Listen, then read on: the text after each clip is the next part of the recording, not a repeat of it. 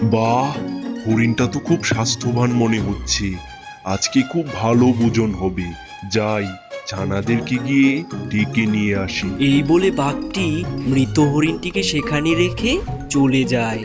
এইদিকে হরিণের ছানা দুটো হরিণটির জন্য বাড়িতে অপেক্ষা করতে করতে শেষমেশ হরিণটিকে খুঁজতে তার ছানা দুটো বেরিয়ে যায়। কিছু দূর গিয়ে ছানা দুটি দেখতে পায় দূরে একটা হরিণ মরে পড়ে আছে। কাছে গিয়ে দেখে এই মরা হরিণটি তাদের মা। আর এই দেখে ছানা দুটো ভীষণ কান্না করতে থাকে। ও মা, উঠো না, আমাদের যে ভীষণ ক্ষুধা পেয়েছে। চলো বাড়ি চলো, আমরা আর কখনো তোমার অবাধ্য হব না। এদিকে বাঘটি তার ছানাপোনাদের নিয়ে ওই হরিণটির উদ্দেশ্যে চলতে শুরু করলো এবং বাঘটি বলতে লাগলো, বাচ্চারা, এই হরিণটি আমি তোমাদের জন্যই শিকার করেছি, খাও, আজকে তোমরা পেট ভরে খাও। মোটা তাজা হরিণটিকে পেয়ে বাঘের ছানাগুলো হরিণটিকে বেশ মজা করে খেতে থাকে। এদিকে ছানা দুটো ঝোপের আড়াল থেকে তাদের মায়ের এই অবস্থা দেখে হাউমাউ করে কান্না করতে থাকে এবং বলতে থাকে, মা, আমাদেরকে ক্ষমা করে দিও, এই দুষ্ট বাঘের হাত থেকে তোমাকে বাঁচাতে পারলাম না। ভালো থেকো মা। কাঁদতে কাঁদতে ছানা দুটি ছুটে চলল এবং সিদ্ধান্ত নিল জঙ্গলের সবচেয়ে বুদ্ধিমান প্রাণী শিয়ালের কাছে নালিশ জানাবে। শিয়াল মামা, শিয়াল মামা, আমাদের ন্যায় বিচার পাইয়ে দাও। শিয়ালটি তখন বলল, এ কি রে, তোদের আবার কি হলো? তোরা হঠাৎ আমার বাড়িতে এলি যে? তারপর হরিণের ছানা দুটো ওই শিয়ালটিকে তার সমস্ত ঘটনা খুলে বলে। শোনো বাচ্চারা, বাঘ হচ্ছে জঙ্গলের সবচেয়ে শক্তিশালী প্রাণী। তার সাথে শক্তিতে কোনোভাবেই আমি পারবো না। তাকে শায়েস্তা করতে হবে বুদ্ধি খাটিয়ে। তারপর শিয়ালটি বলে, বাচ্চারা, তোমরা একদম চিন্তা করো না, যে করেই হোক ওই বাঘকে শায়েস্তা আমি করবই। একথা শুনে হরিণের ছানা দুটো শিয়ালের বাড়ি থেকে বিদায় নিয়ে জঙ্গলের উদ্দেশ্যে চলে যায়। পরদিন সকালে শিয়ালটি দুর্গাপুর গ্রামের উদ্দেশ্যে বেরিয়ে যায়। সেই দুর্গাপুর গ্রামে ছোট্ট একটি কুঁড়ে ঘরে শিয়ালের এক রাক্ষস বন্ধু বসবাস করত এবং কিছুক্ষণের মধ্যে শিয়ালটি তার রাক্ষস বন্ধুর বাড়িতে এসে হাজির হলো। পরক্ষণে রাক্ষসটি শিয়ালটিকে দেখে ঘর থেকে বেরিয়ে আসলো এবং বলতে লাগলো, কি হে শেয়াল পণ্ডিত বন্ধু আমার, হঠাৎ কি মনে করে আমার বাড়িতে?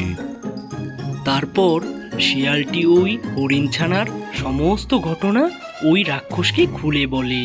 ও আচ্ছা, তাহলে এই ব্যাপার। তুমি কোনো চিন্তা করো না, বাঘকে শায়েস্তা করতে হবে এই তো। আমি কাল সকালেই বেরিয়ে যাব জঙ্গলে, ওই বাঘটিকে খুঁজে বের করে ঠিকই শায়েস্তা করব। কেমন? এদিকে দুষ্ট বাঘটি একটি দুর্গম পাহাড়ের গুহায় তার ছানাপোনাদের নিয়ে বসে বিশ্রাম নিচ্ছিল।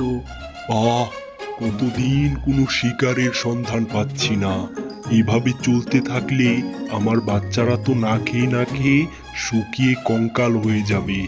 না, আজকেই বেরোতে হবে, দেখি কোনো শিকারের সন্ধান করতে পারি কিনা। এদিকে শিয়ালের বন্ধু রাক্ষসটিও বেরিয়ে পড়ল জঙ্গলে ওই দুষ্ট বাঘটিকে খুঁজে বের করার জন্য। জঙ্গলে ঘুরতে ঘুরতে রাক্ষসটি হঠাৎ ওই বাঘের গুহার সামনে এসে হাজির হলো এবং সে পায়চালি করতে লাগলো। তারপর রাক্ষসটি বাঘের নাম ধরে ডাকতে লাগলো। কি হে দুষ্ট ভাগ, গুহার মধ্যে ঘাপটি মেরে বসে না থেকে এক্ষুনি বেরিয়ে আয়। আমি তোকে দেখতে চাই, তোর কলিজা কত বড় হয়েছে। তুই জঙ্গলের সমস্ত পশু পাখি খেয়ে একাকার করে ফেলতেছিস।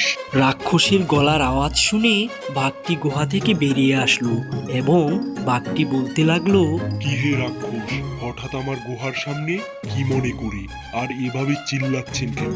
আপনার এই চিল্লানির শব্দ শুনে আমার বাচ্চারা তো ভয় পাবে। তারপর রাক্ষসটি বলল, কিছুদিন আগে তুই একটা হরিণ শিকার করেছিলি, তোর কি মনে আছে?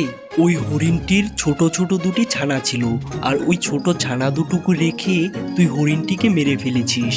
আজ আমি তোকে শায়েস্তা করব, আমি তোকে আজ মেরে ফেলবো, হা হা হা হা হা হা হা। এই বলে রাক্ষসটি তার মুখ থেকে আগুনের গোলা ছেড়ে ওই দুষ্ট বাঘটিকে আটকে ফেলে। বাঘটি তখন ভয়ে হাউমাউ করে চিৎকার করতে থাকে, বাঁচাও বাঁচাও বাঁচাও, আমাকে বাঁচাও। তারপর ওই শিয়াল পণ্ডিতের বন্ধু রাক্ষসটি ওই দুষ্ট বাঘটিকে হাত দিয়ে চিরে তার মাংসগুলো খেয়ে ফেলতে থাকে। আর এভাবেই রাক্ষসটি বাঘটিকে মেরে ফেলে। এর কিছুদিন পর ওই রাক্ষসটি ওই হরিণ ছানা দুটোকে দেখতে আসে এবং হরিণ ছানাদের দেখে বলে, বাছারা, তোরা একদমই ভয় পাসনি। জঙ্গলের কোনো জন্তু জানোয়ার তোদের ক্ষতি করতে আসলে আমি তাদের শায়েস্তা করব।